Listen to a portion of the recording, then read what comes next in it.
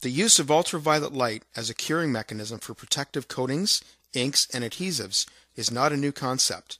In fact, it was the Egyptians in the time of the pharaohs who figured out that certain resins, when exposed to sunlight, would mysteriously solidify into very hard and durable coatings. Today, UV-EB radiation-cured products are widely used in our daily lives. The probability that you have handled a radiation-cured product today is almost certain. Your eyeglasses, the cereal and milk box, your cosmetic containers, the floor you walked on, the CD you listened to, the credit card you used, and many components of your automobile are just a few of the many UV-cured products. Ultraviolet and electron beam curing is limited neither by substrate nor application. Paper, wood, metal, leather, vinyl, plastic, glass, and magnetic recording tape have all been cured successfully. Even human teeth become substrates cured with radiation curing technology when having a cavity filled at the dentist's chair. To quote Albert Einstein, "The limit of innovation is not technology, but the mindset in which we work." This tutorial is an introduction to the basic concepts of UV-EB technology in an easily understood format, ideal for those not familiar with the technology.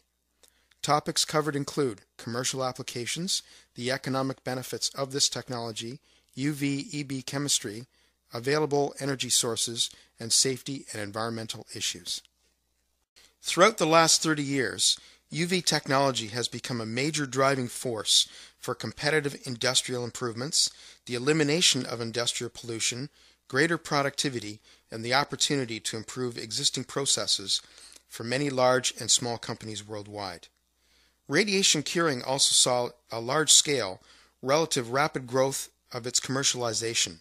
Simultaneously, hundreds of commercial applications appeared in a broad base of industries. Every single year experienced double-digit growth in the sale of raw materials and equipment, as well as the introduction of new applications.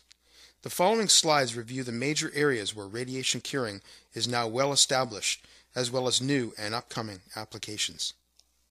The use of UV curing as a decorating, finishing, or bonding technology presents a number of benefits and advantages over the use of conventional solvent or waterborne-based materials.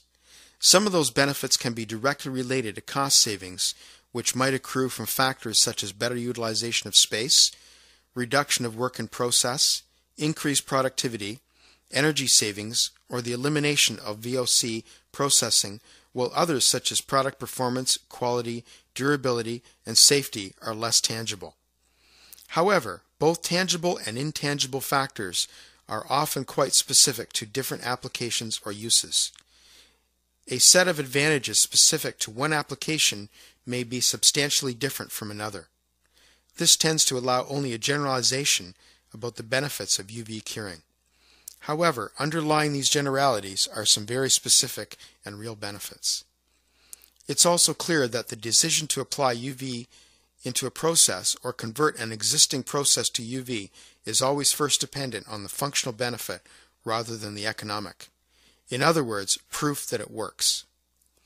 The following slides are intended to demonstrate some of the functional and economic benefits of using UV in a variety of applications. Their intent is not to be universal justification for the use of UV technology, but rather to be a helpful guide. Now let's review the economic benefits of the use of UV coatings in a propane tank coating facility over the use of either waterborne or solvent-based coating used for the same application. As previously mentioned, UV coating formulations are neither limited by substrate nor application. Unlike conventional solvent or water-based coatings whose properties are well established through the chemical reactions occurred during the early manufacturing process, UV coatings can be formulated to produce a mixture of desired characteristics and properties to suit a particular application or use, as there are no chemical reactions involved in preparation of UV formulations. By changing the composition of the mixture, its properties will change to be more or less suited to a particular useful application. Now allow me to hand over the microphone to my colleague to review the chemical structure of UV formulations, their building blocks, and their disadvantages and advantages. Thank you, Brian, for covering chemistry. The transformation of a reactive liquid into a solid polymer via radiation can be defined as curing. Infrared and microwave radiation initiate thermal curing, whereas ultraviolet and electron beam irradiation via electronic excitation and ionization results in non-thermal curing. The physical properties of radiation-cured materials are substantially affected by the energy source used to cure them. Various types of lamps as well as electron beam accelerators are available to suit specific requirements. In this section, we will review the key variables of a UV curing system, which can be designed or selected to produce the most efficient results. Variables include UV irradiance or intensity, spectral distribution or wavelength of UV, total energy, and infrared radiation. The interaction of the physical characteristics of materials, such as spectral absorbance, optical thickness, and diffusivity, result in the limitation of the cure window, resulting in the loss of key properties, including adhesion and chemical and scratch resistance. The ability to match all of these lamp characteristics to the physical and optical properties of the UV curable material will yield a more efficient process during production.